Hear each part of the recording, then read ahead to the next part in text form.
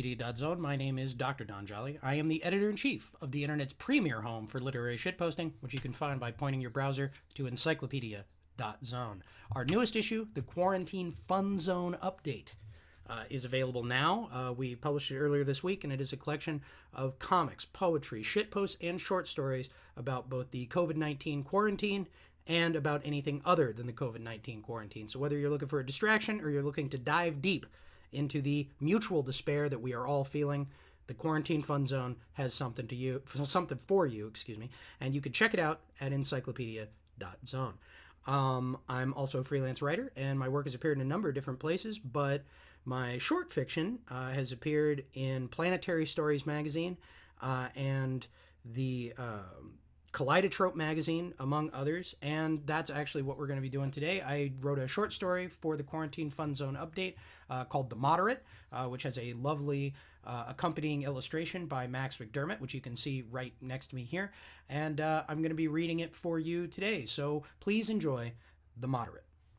Rose Whittier met God on January 20th, 1973. Earlier that day, Richard Nixon had been inaugurated for his second term. Rose watched it on her parents' television.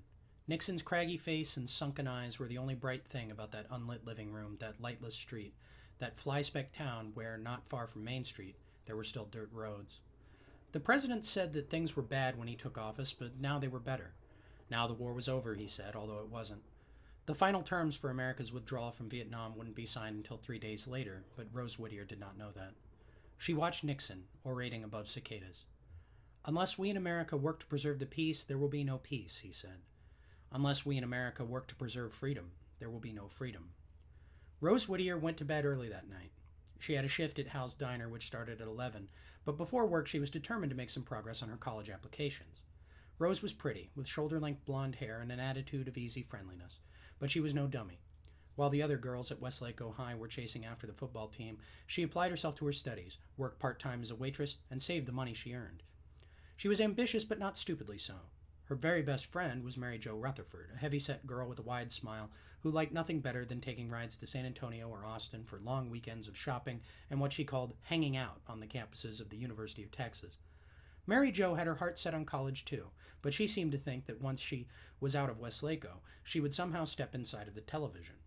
College was as good to her as Hollywood. Rose wasn't like that. She wanted to get a law degree, or maybe get into medicine. One morning, a few years before the Theophany, her mother had asked her about her plans for the future.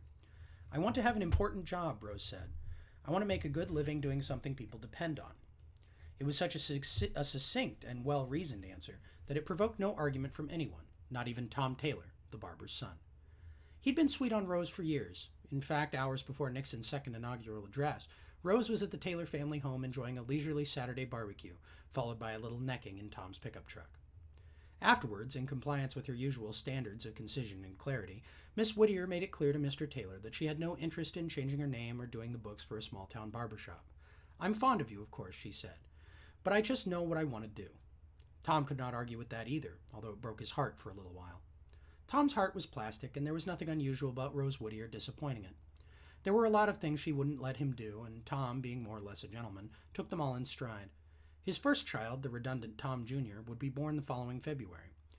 His mother was another girl from their graduating class who, in her own way, also knew precisely what she wanted out of life. 4 unusual things happened the night Rose Whittier met God. The first unusual thing about it was that Rose fell asleep almost as soon as she lay down.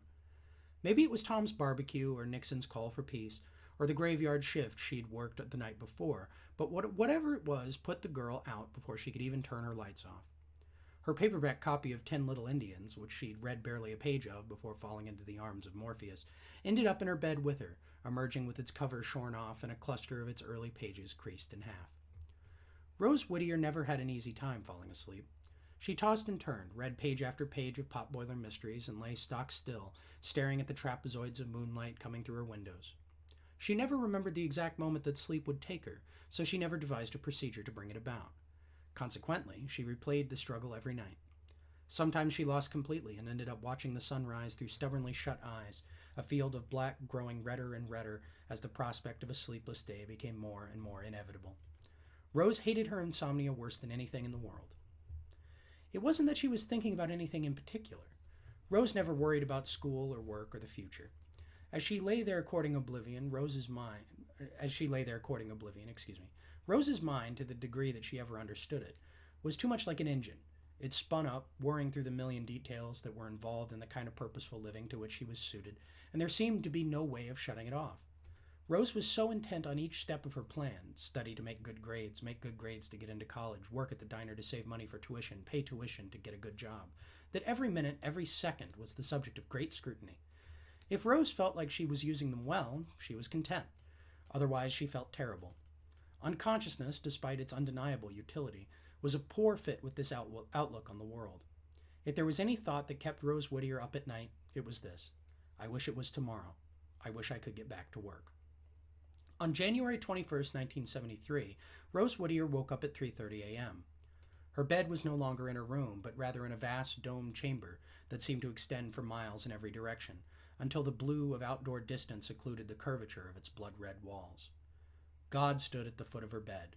This was the second unusual thing that happened that night. It will do little good to describe what Rose saw. God is not something, she discovered that night, that is literally seen. God is felt. God is comprehended, or not. God is known.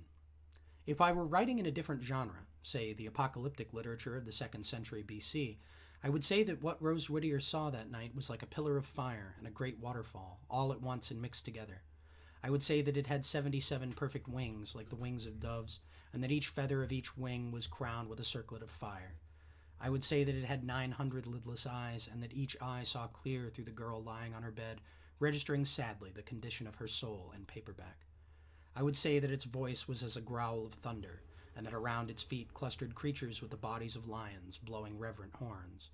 If I were a Spanish mystic several centuries later, I would say that before God spoke a word, the girl who saw it knew what it was she saw, knew perfectly, and in the knowing was seized by divine ecstasy. I might even say that her soul burned to cinders, and that her mind dissolved to pure delight as she was penetrated by the spirit of her Creator, come at last, naked and unconcealed. If this were a different story, it would be a different story. It is enough to say that Rose Whittier met God that night and that God spoke to her. What it said was this: Hail, Antichrist! My son is sharpening his sword, just as you are sharpening your fangs, and soon we will begin the war to end the earth. Although I have, of course, put a brave face on my chances of success for the purposes of assuring the faithful, I am by no means convinced that I shall emerge victorious. Still, in the spirit of honesty and fair play, I would like to extend you the best of luck. Then God bowed, or something like it, and Rose Whittier was back in her room, back in Westlake, back in the normal flow of time. There was never any question in her mind about whether what she'd seen was true. She knew instantly and immediately that it was the truest thing she'd ever experienced. Everything else, from her parents' home to Tom Taylor's lips to the school chemistry lab to the smell of eggs at Hal's diner, that was what Rose suddenly felt unsure of. Her parents were Baptists, although far from fire and brimstone, but even the most ardent of her little town's believers looked down on people in churches who expected God to show up riding on a flying throne as he did to Ezekiel. Dr. Deek, her pastor, loved to joke about the Mormon propensity for seeing signs and receiving holy missions. Those people are crazy, he'd say. The Whittier God was more or less like intuition, a kind of unconscious pull who might direct his subjects in this direction or that direction, or throw a few helpful coincidences, miracles if you wanted to be fancy, in their way. After she met God, of course, Rose had a different view. What had it meant? Was God right about her? What a ridiculous question. The word echoed in her head for weeks, for months, for years. Antichrist. The Antichrist, from what she remembered, was supposed to be a political leader, some kind of emperor or president. She'd never imagined that for herself, but how could God be wrong? Rose Whittier accepted it as fact that there was a great wickedness inside her, so deep she was not aware of it. Somehow she had the power to end the world, to literally, completely, and finally end the world. The third unusual thing that happened that night was that Rose Whittier prayed. She prayed harder and longer than she ever had before. Prior to the theophany, her prayers had always been an occasional thing, a childhood routine which she used mostly as an excuse to think about the next day's work. Its typical trappings, the kneeling, the clasped hands, were done away with in the wake of God's appearance. She prayed that night, gripping onto her bedclothes as if she might fall upwards through the ceiling. She prayed with gritted teeth. She prayed sweating through her nightgown. She prayed with her whole brain. She flexed it like a muscle. She prayed without words, her being convulsed by a single intention. The language of the soul and the language of the mind are very different, but a crude translation might resemble this. Please don't let me be wicked. Don't let me do the thing you said I will. She prayed, and finally, as the sun rose red across Westlako, the fourth and final unusual thing of the night occurred. God answered Rose Whittier's prayer. There was no appearance, no voice. A truth simply appeared in the girl's mind. This request is most unusual. By the terms of my agreement with the universe, I cannot intervene directly, but I am merciful. I will send one of my angels to watch over you.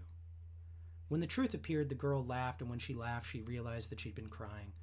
Relief, like cold water, washed from the top of her head to the tip of her toes. When she got out of bed, triangles of Agatha Christie fell out of her bedclothes like autumn leaves. At breakfast, neither her mother nor her father said anything about the redness of her eyes. They assumed she was upset about Tom Taylor. Rose Whittier first became aware of the angel later that morning, working her 11 a.m. shift at Hal's. She saw it in the reflection of a toaster. It looked like angels should look. A boy man from a Renaissance painting, well-muscled and wearing an expression of mild benevolence. He wore a bright blue robe, and his shoulders sprouted wings with white feathers. Rose only saw him for a moment before the toast popped up with a ding and the normal flow of her shift resumed. For the rest of her life, that was how it was. Glimpses of the angel God had sent, smiling, always smiling, and as long as he was smiling, Rose knew she and the world were safe from the wickedness within herself. Rose Whittier changed after that, although few detected it. She still filled out her college application, still worked at the diner, still thought things through and worked to achieve them. The theophany, however, had placed a final separation between her mind and soul. Her mind still worked on the old plan, the job plan, the future plan, while her soul retired into a shadowy creche, far removed from the material world. It was there Rose lived, watching the motions of her mind and body as if through a telescope, always asking the question, what must I do? What will protect the world and keep the devil, who is me, at bay? Her soul rejoiced when she saw the angel smiling, for then it knew that its calculations had not been wasted. Rose Whittier's soul was a schemer, and its scheme was to save the world. Both she and Mary Jo were accepted to the University of Texas in the fall of 1973. Politics was a matter of great concern to Rose Whittier after the theophany. Politics frightened her, for she knew that somehow they were tied up in the business of the Antichrist. She gave up on a legal career for fear of their temptation, and at first planned to simply ignore them for the sake of the world and her soul. Her freshman year at the University of Texas was also the year of Watergate, however, and Rose soon realized that having no political interests and opinions at all would be untenable.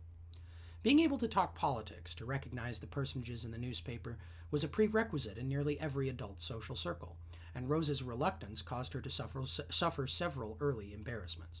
In her Introduction to Sociology course, her fall elective, Rose inadvertently said something in support of Nixon to a professor who was very much in the opposite camp. The man scoffed and never took her seriously again. In her introductory economics course, she made the opposite mistake, although it was with a classmate rather than a professor, and the damage was more easily contained.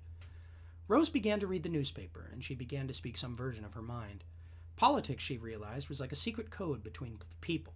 To flatter her econ classmates, she talked about the overreach of Special Prosecutor Archibald Cox, and the president's right to keep his secrets.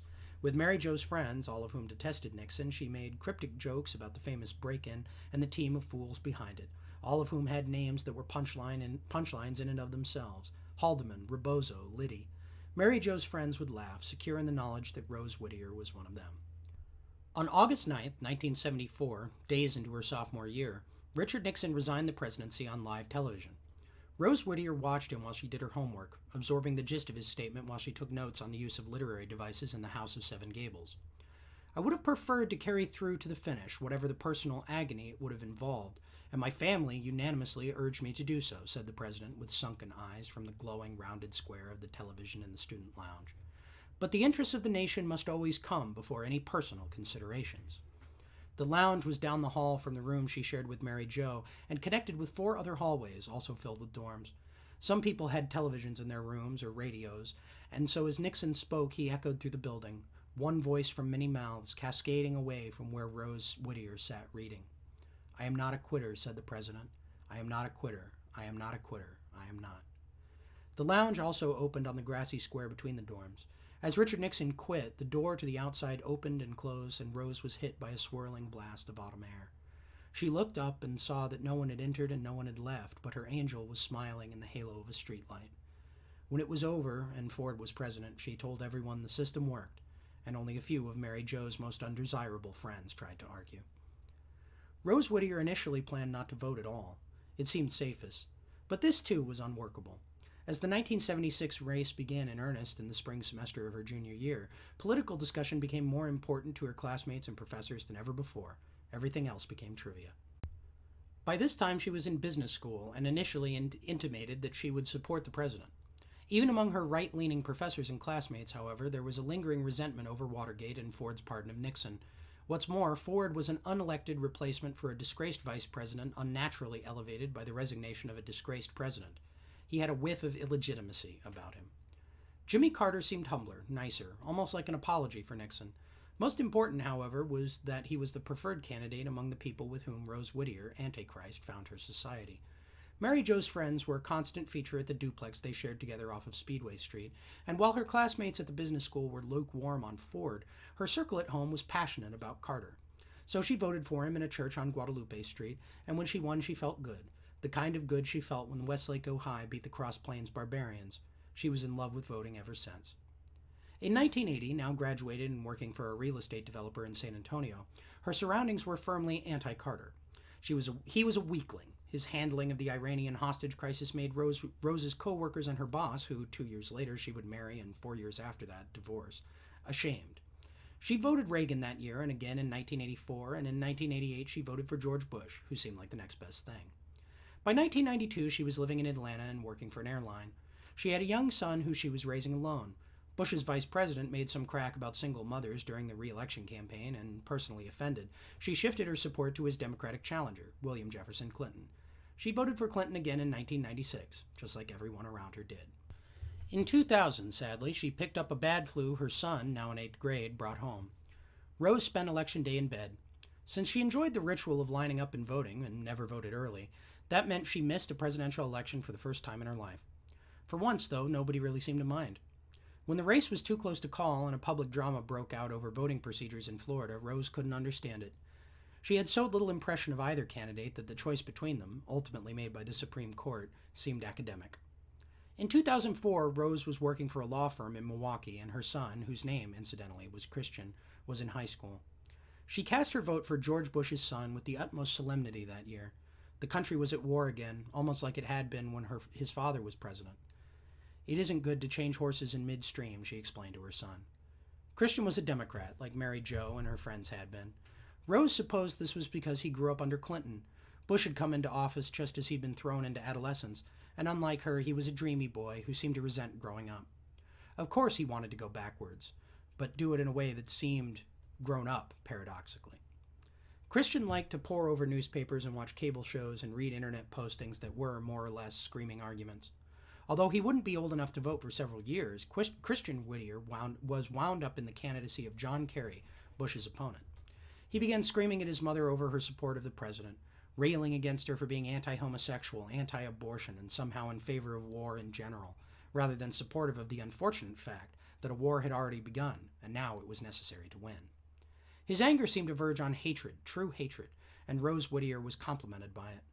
She'd never explained the theophany or the angel or any of her real life to Christian. How could she? If he hadn't seen, if he didn't know, what good were words? It felt good for her to hate him just a little. For the most part, it abated after the next election. Rose and Christian both voted for the Democrat, Barack Obama, in 2008. Rose supported his re-election, but by 2012, she and Christian were not talking. Christian could see through Rose, or so she thought. He saw the chained wickedness which was at the very core of her. It felt right on some level that she was proud of him. At least until he dropped out of the University of Wisconsin, started taking painkillers, and gradually fell out of touch. He died of an overdose at the age of 26. The last time Rose heard from her son was on November 9th, 2016. It was the day after the election of Donald Trump, and Rose Whittier was in a foul mood. Rose had voted for Clinton. She'd always liked Hillary and felt the alternative was unthinkable. Her team had lost for the first time, and the defeat left Rose embarrassed and frustrated. Only a brief glimpse of the angel, distorted in the chrome fitting of her steam shower, proved a balm. Christian's voice on the phone was vacant, as it always was that year. He'd left rehab in January, but was clearly using again. He was in Chicago, working as a waiter, or so he said. The boy could not be trusted. The mother and son talked about the election. Christian seemed to hate Hillary as much as Trump. Rose couldn't understand it. 3 days later, she got a call from the Chicago police to tell her Christian had been found dead in his car. Rose took the news in stride. Shortly after it arrived, she saw the Angel hovering over a highway overpass, its wings flapping languidly, its face in shadow. It unnerved her until she saw its teeth. In 2020, at age 65, Rose Whittier could look back on her great task as nearly accomplished. She had not opened the bottomless pit or removed the seventh seal. She had placed no brand on the people, nor swayed any populace towards suicide with honeyed words. She kept the devil in, kept her wickedness contained. She was on the side of the angels. That was why, that year, she did something unusual. She voted in a primary election. Joe Biden had been Barack Obama's vice president. Rose Whittier had always liked him. He reminded her a little of Tom Taylor and of all the boys and men who populated distant Westlaco. What's more, he was certain to beat Donald Trump, who was, as far as Rose could tell, even more of an antichrist than she was. The news had been crazy for years, but it was particularly crazy in 2020. Some kind of disease had come out of China, and everyone was panicking over it. The governor of Wisconsin even tried to cancel primary voting, but the courts overturned him at the last minute. Rose was glad of that. She liked voting, and she had a good feeling about Biden, the same good feeling she'd had about Carter, Reagan, and Clinton. On the radio the week before, Rose heard that the Democrats might not hold a convention. The virus was very infectious, apparently, and the kind of crowds the convention would attract would actually be dangerous. The convention was in Milwaukee that year, and Rose worried that canceling one might cancel the voting entirely. Biden reassured her from the television. A convention having tens of thousands of people in one area is very different than having people walk into a polling booth with accurate spacing, with 6 to 10 feet apart, one at a time going in, and having the machines scrubbed down, he said. I think you could hold the election. And so they did. When the 7th of April, the day the primary vote, came around, Rose was excited for the chance to go outside. Most of the restaurants were shuttered. The schools were closed. There was a law commanding all Wisconsinites to shelter in place, which Rose liked just fine. She mostly stayed in her house anyway, and by 2020, practically anything could be delivered to your door, even groceries. She was excited to vote. She lined up for an hour at a church in her neighborhood and dutifully pulled the lever for Biden. She didn't pay attention to anything but president. For every other box on the form, she picked the name that she liked best. 2 days later, Rose Whittier came down with a fever. In a week, she was having so much trouble breathing, she called 911. About 40 minutes after the ambulance arrived, and the masked and gloved attendants who came with it explained that Rose was going to have to go to the hospital. She agreed. The hospital was full. Less than a day after she arrived, Rose Whittier lost consciousness. The doctors did what they could. They opened her up, filled her throat with plastic, and wired her to machines. It wasn't enough. Rose Whittier died on April 17, 2020. She was 65 years old. When her soul finally emerged from the crevice where she'd hid it, back in 1973, she saw the smiling face of the angel, her angel. He took her existence in his mild hand, and she was borne up towards a warm light above the world. They were not alone, she realized. Everyone in the full ward of the packed hospital had an angel of their own, the old and the dying, the young nurses, the sleepless doctors. Each one was shadowed by a duplicate of Rose's cherubic watcher. She wondered at that. Although she had no voice, she asked, "Who are they?" The angel smiled as it always did. "They are I," it said. "There is so much of you." Rose wondered when she would see God again. She wondered what her reward would be. The angel laughed at that, a sound like whirling music, echoed by all its duplicates in the world below. The whole earth laughed, and the light above the world grew cold as fire. The last truth Rose Whittier came to know was this: winning a war is its own reward. Anyway, that's The Moderate. You can read this story at encyclopedia.zone in our quarantine fun zone update, and we have much more coming for you from encyclopedia.zone next week. So everybody have a good one, and stay safe and healthy.